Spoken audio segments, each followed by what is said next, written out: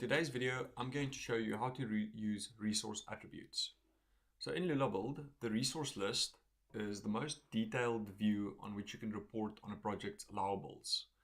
However, it's oftentimes convenient to have more summarized reports on this resource list, and resource attributes is one way of achieving this.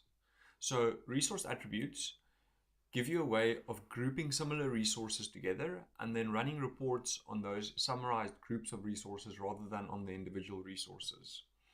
So in Lula Build, you can define your own grouping structures, or what we call resource attribute classes. And I've already set one up called a resource type. But to add additional attribute groupings and classes, you can simply click plus add. So to enter this attribute class and to define additional attributes, you can double click on it.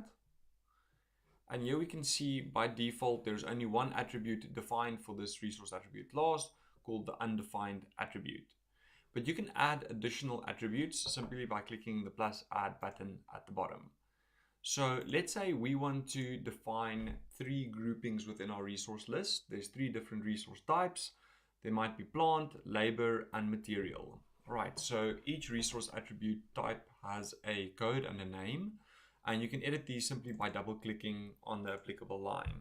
So let's say this is plant, this is labor, material, labor, and material. And you can go ahead and define as many of these resource attributes as needed.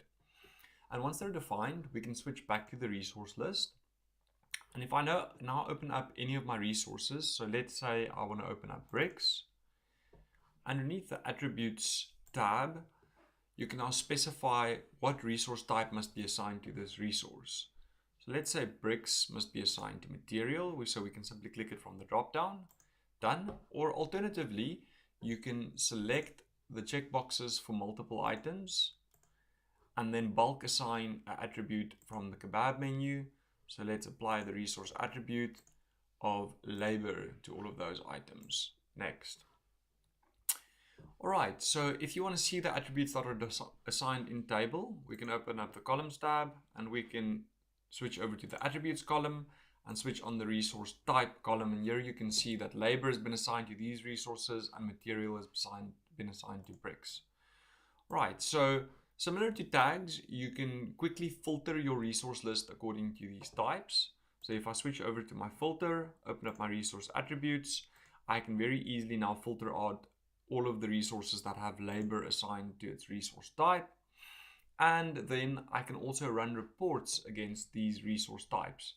So if I switch back to my resource type scene, I can open up my reports and I can, for example, run a tender finalization report. And I can see that for this project, £10,000 has been allocated to labor and £6,800 has been allocated to material. So since I haven't yet assigned resource types to my full resource list, my plant is still 0. But if you've assigned everything, then the correct allowables would be summarized here and you can get a nice summary of your project and your allowables instead of having to look at the full detailed resource list.